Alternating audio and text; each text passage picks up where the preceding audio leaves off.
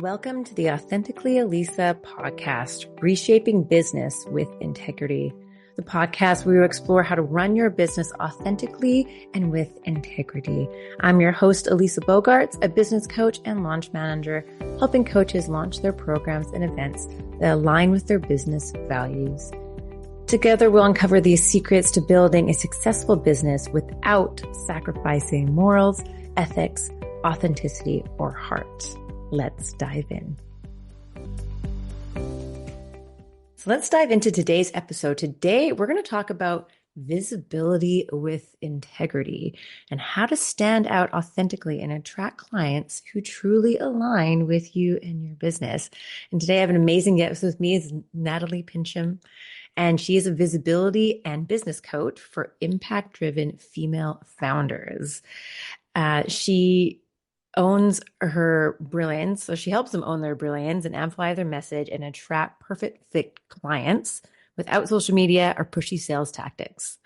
And Nathalie combines mindset, marketing, and energy leadership coaching to help women grow profitable, purpose-driven businesses, which is just so awesome. And she, her signature approach empowers clients to show up boldly, sell with integrity, and create a business that aligns with their values, which is just so perfect for this podcast. Welcome, Nathalie. I'm so excited to have you here. Thank you so much, Elisa. I'm so excited to be here and to get to chat to you this afternoon. Me too. We've known each other for a while, and I've always kept in contact, and it's just so great that I could have this show and get to be on it. Yes. And we have so much that, like you said, we have so much that aligns, that we approach business in the same way. So it's always exciting to connect. Yeah, for sure. Yeah. So tell us about, how you kind of got into this field of work and just why you're so passionate about it. Well, I came into it from having run a branding and marketing agency for a while. And I found that the people that I enjoyed working with the most were really vision-driven founders. And in, uncovering the brand story for each of these amazing people, I found a passion for coaching. And the coaching passion came really from discovering that there were much deeper blocks to showing up and sharing your message and growing your business than any kind of strategy could address. And so I went and built a whole toolbox of coaching tools to address that. And in the research I did as part of that was really discovering that there are some really deep things that are at play. So logically that visibility is important and necessary for you to grow your business and attract your perfect fit clients. And yet, you're really blocked, and there is this real fear underneath. And so there's this real journey, not just of business development, but self-development that goes alongside it. And having addressed those exact same blocks in my journey, I am so passionate about it because I've seen like the transformation that can happen, not just the one that I experienced myself, but I've seen it in my clients too. So yeah, that's why I do what I do. I love that. And it's just, it's exactly what happens. I see it in myself all the time. I can be taught the best hacks and strategies and do this, do that, and have all the tools, but sometimes actually doing it is like the mindset piece about it that holds me back, or where I choose not to prioritize that thing I don't want to do, or, rather go to the fridge and get something to eat. Exactly. Yeah. Some real concrete reasons why this is happening. Yeah. Exactly. And so, we need to work on all of that, right? And then if you are able to remove a block, then it's great that you have the tools and the strategies that you can, use to move your business forward. And then you'll find yourself, you'll get stuck again. Yeah. You kind of got to keep on doing the process over and over. Yes, definitely. What does running like your business with authenticity mean to you? For me, I think that, when I started out in business, I was trying to follow what other people were telling me to do, coaching me to do, and trying to fit myself into ideas of marketing and selling that just honestly didn't feel authentic to me at all. And I thought, well, this is what you do when you're trying to sell and market a business, and Mm. over many years, I've discovered that, if something feels off in your business, you should not be doing it. It's such a joyful thing to discover that there's more than one way to grow a business. And so for me, running a business with authenticity really means making sure that everything in the business is aligned with my values, but also my strengths, my purpose, and and never feeling like I have to pretend to do or say anything that feels, just not right for me. Yeah, exactly. And it's okay to say that too. I was in a meeting once where someone was showing me some way that you can reach out to people on LinkedIn, and I was like, and he was watching, but I didn't. I was like watching him do this, and I was like, oh, I would never do that. And he was like, well, what do you think about that strategy? And I was like, oh, you know what? I don't think I would ever do that. And he was like, oh, okay, well, why not? And he's like, here's a different strategy that could align with you more. And so I think it's really important sometimes, like, especially if you're sort of being taught somebody and someone's trying to help you and they're trying to give you strategies, you can actually be open and honest about it and be like, that just doesn't really work for me, but I'm sure something else that they have to teach you would work well and align better with how you want to run your business. Yeah, yeah, exactly. So I think getting stuck in the idea that there's just one way to do it, or that you have to kind of squish yourself into someone else's approach, it's really freeing when you realize that you don't actually have to do that. Yeah. Yes, exactly. And yeah, I think we all want freedom is a huge thing. I think that a lot of entrepreneurs want. And so that's like one of the many different types of freedom that you can have in your business, which is pretty cool. Yes, yes, yes, yes. Yeah, and I think exactly. I think another part of that is that as an entrepreneur, we have such um, most of us have such a deep why, behind what we're doing. There's this really Mm. deep purpose behind why we started the business, who we want to impact with the work that we're doing. And so I think that when we start to squish ourselves into a process that doesn't feel right, we start to disconnect from that. And I think that there's a real cost to doing that, when you're just suddenly showing up online in a way that's like, well, I was told to do this and this is how I get sales. And it's like, but I feel yucky about doing it. Yeah, no, there's going to be that disconnect is going to be felt by your ideal clients as well. 100%. Yeah. And so that's like, you want to be able to, yeah, stand out in your true authenticity, and that will attract the clients that truly align, right? Get Right. that visibility when you're really within integrity. Yeah. Yeah. So let's talk about that. So, like you were just talking about that feeling salesy, so how can someone, a business owner, market themselves, with that authenticity, but without feeling super salesy? Um, so I think this is a process. It's not something you can just suddenly kind of fall into, like Right. clear clarity on this. I think so. That's just something I want to say. It's not like I'm being inauthentic and now I'm being authentic. I think that there's a real process of self-discovery and confidence that gets built, and then the more we build on that confidence and that self-knowledge in the business, the confidence in what we deliver, then that sense of like authenticity and real genuine connection is, it comes easier and easier and easier. Hmm. But as we get started, I think that one of the keys is really focusing on solving problems, right? And when we're very clear on at least one problem that we can solve really well, then that's a really nice and easy way to shift from I need you to buy from me now to how can I help you? This thing that I can do is going to make your life better. Do you want me to do it for you? It's a really big difference. And then, there is no sales in that. It's an act of service. And that's leading with real value is how we make that shift. Yeah. Yeah, that's so true. And you're right, being really confident in what that is, that you can, that you are that problem solver, that, and in what you actually provide. I like that you really said that confidence, because when you are very clear in what you do, then you can actually be like, yes, this, I see this problem that you have and I can solve it. Like I can 100% do that. And they're just like, oh yes, thank you. And it's Yeah, more just like a conversation as opposed to like manipulating them in some way or being like, buy this thing or whatever.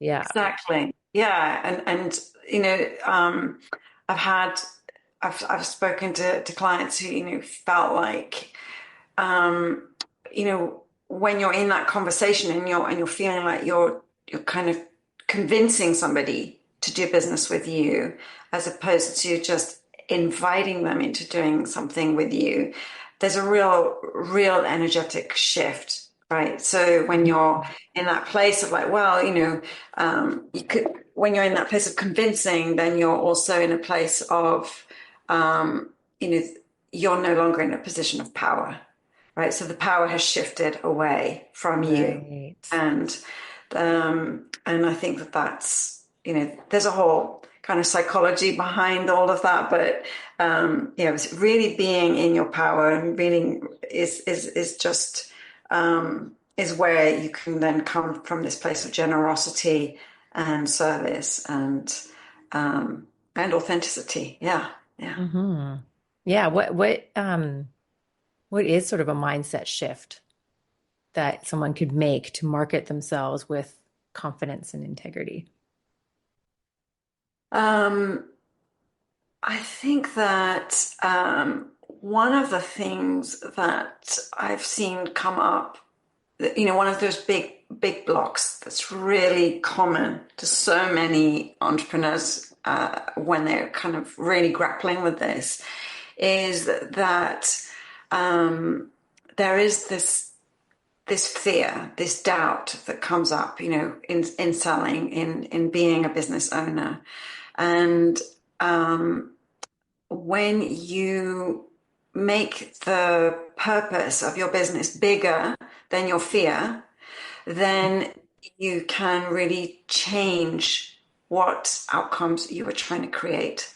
So, focusing on your mission really gives you the courage to show up bigger, to be seen, to share your message, because it's no longer about you. Right. So that's the really big shift. It's when we, when we're in a position of selling from a place of neediness, it's all about me, what I need. I need you to buy from me so that my business can be profitable. Whereas when we go into a place of, I'm really focused on who I can help, then, you're shifting your mindset to focus on your clients, the people that you can help. And it just showing up just becomes so much easier as a result. Yeah. So I'd say that's the biggest mindset shift. Yeah, and I noticed that journey with myself because, it's like, okay, so I do project management. I've done it for 15 years. Like, I don't know, this is the thing. I'm just kind of good at it. I'm organized. I'm a planner person, whatever.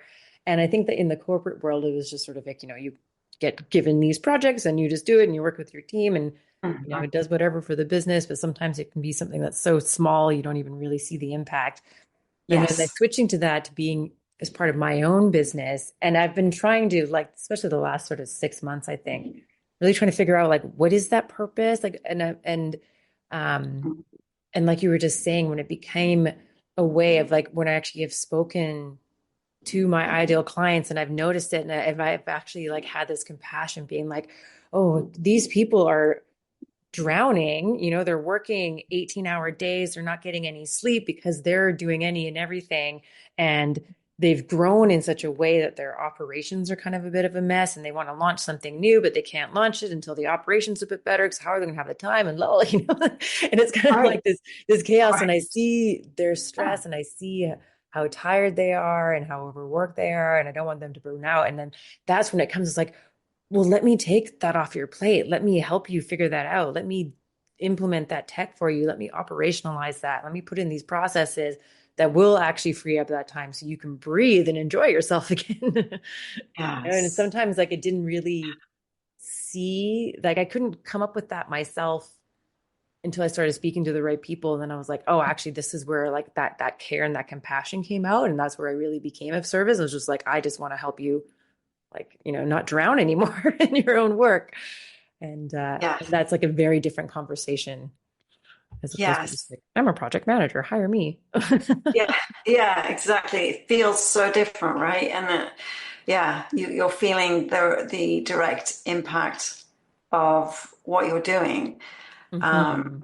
and that's one of the big shifts when we move from corporate to owning our own business, right? Is when your boss is asking you to manage a project for another person or another client or another entity, um, your connection is with your boss. When you're running your own business, your boss is your client, and and you have that, there isn't that sort of intermediate buffer between you and your work and the person that you're impacting, the people that you're impacting through it. So it allows us to have that much stronger connection, emotional connection, and bring in all of that in much more easily. Yes, exactly. And then that's really when you're in integrity and running your business with authenticity, right? Exactly. Um, are there any sort of like visibility traps or sort of common mistakes that, these brilliant entrepreneurs out there, that keep them stuck and unseen? Oh, definitely. There are some really big ones. And I think the ones that are very common for women are one of them is, I need to be more extroverted to succeed. Um, Mm. and I think, a lot of women that I've worked with have had a tremendous success in the past, and then they get to a place where, okay, now they're running their own business, it's their own entity, and they're not understanding why it's not all falling into place. And there is these kinds of ideas that are running the show in the background, and one of them is, well, I'm not as polished as I need to be to succeed. I'm not as Mm. extroverted, and I can't sort of, I don't have the confidence of that at that level. And really, once we get through that idea is that really the most magnetic people are the ones who really actually lean into who they really are authentically, Mm. because that authenticity is what builds trust, and trust is what builds relationships, and business is really fundamentally just about relationships. So I think that's one of the most profound ones that needs to be addressed. Um, Yeah. and I love that. I love that. I love that you just said that, if you really lean into who you are and you are authentic, that builds trust, and which builds relationships, which builds business. yeah. That's wonderful. I love that. Yeah, yeah. And there are quite a few more, but that's the biggest one. Yeah, yeah, I would say that's the biggest one. Awesome. How do we well, yeah, what could be, well, maybe that is the simple first step of someone who's struggling to put themselves out there, is it just to sort of really hone into themselves and lean into who they are? Is that what you would suggest? Yes, I think this it is really a process, and I think being willing to acknowledge that is really important. Just to say, because I think some people think, right, I'm going to, get a design for my brand, and I'm going to launch my website, and then it's done. And then that's it. But actually, the development of a brand and of a business identity is a process, and it's constantly evolving. So already just starting with that kind of giving yourself that sort of grace, right? That you don't have to have it perfect to get started. You don't have to have it all figured out. Um, but the first step, I would say, would be to you know, really think about finding ways to give yourself some wins, some small wins to get you started. So, finding ways to, I would always suggest, pick one really low pressure way to share your passion and your expertise. And so one great thing to do is just to think about what would that be? Would that for you, like that's a little bit of a stretch, but not too much of a stretch, because we don't want to sort of put you right into that kind of panic mode, but still feel like it's a win on the other side of it. So is it, you know, uh, publishing a blog post? Is it going to an event or hosting an event or hosting a podcast? Finding the avenue for which it's a stretch, but not so much of a stretch. And then yeah, really making sure you're not focusing on that sense of perfection and it has to be all done and figured out, but just really like just focusing more on the connection and getting started. So that's I think that's the first thing. Oh, so that's the quick, easy action step. That's a little bit of a stretch. Yeah. Yeah, I love that. And like an example that kind of came to mind was like speaking on a summit. Sometimes Mm, that first little action step could be like yeah, applying to be on the summit, like putting in your exactly. application and thinking about what you want to do and what you could talk about. And I love how you talked about that, about, it doesn't have to be polished because, you could like sometimes I will sign up for a summit and then all of a sudden it's the week of, and I was like, oh, I need to figure out what I'm going to talk about, especially if it's something like a little bit different. Like just the other Yeah. week, I was on a summit it was about authors, and it was like, oh, like I launched a book and it was totally seamless. And she's like, oh, talk about that. And I was like, okay. And so, but I hadn't really like kind of thought about my speaking points. And so the week of, I kind of put it together, and it was beautiful because in summits, most of them are interviews and you never quite know how they're going to go or what kind of questions they're going to ask, or if the people who are listening, like the audience might ask questions. And so if you kind of have this perfect laid out, entire script of your talk and all the points you want to get, like I don't think has been one time that I have Mm, gotten through my entire talk in a right. summit in my Exactly. perfectly polished, amazing talk. I didn't get through any Exactly. of it because it was a flow of the conversation. And Mhm. but of course it is good to like be prepared. But yeah, you could actually just apply for that summit, and then you could kind of figure out, what I mean, usually when you apply, you have to have your high level talking points, but like how you're going to Yeah, sort of flesh that out, you can do later, and it can be totally imperfect because you may not get to all the points anyway. Just go have a fun exactly. conversation. Yeah, that's such great advice. And that's so true. It's like you can have it all thought through, and then if you're too stuck on those ideas, and then someone asks you another question, and then you're just thrown off, and then that sort of throws you. You're not feeling as confident anymore. Whereas if you're just going in for the joy of chatting with someone about something that you're really excited about and just going with the flow, it's going to be so much more fun for everyone. Exactly, exactly. Yeah. Yeah. Yeah. It's so much more fun. And if you are quite introverted, I know that like, I can feel like a bit of a deer in the headlights sometimes when someone asks me a question and I'm like, oh, Mhm. I don't know if I know the answer. I do know the Yeah, answer, but I can't quite yeah, access it in my brain at that moment. That's when it's yeah. really good to have, sort of just some points of things that you could tap into, or if you could, kind of like move the conversation into something that you do feel comfortable talking about. Yeah, it's good to have some notes, but again, yeah, just kind of relax. And even like with podcasts, like if you go into a podcast, like is their show and they want to make you look great. So it's going to be a lovely conversation. It's going to be really kind, and you can just sort of speak naturally. But yeah, allow yourself to come a little bit prepared, but not entirely polished. Exactly. Yeah. And um, you know, I think being each step that you take is part of your journey. And if some of it's messy, I think you should just accept that that's going to be okay. We're all doing this.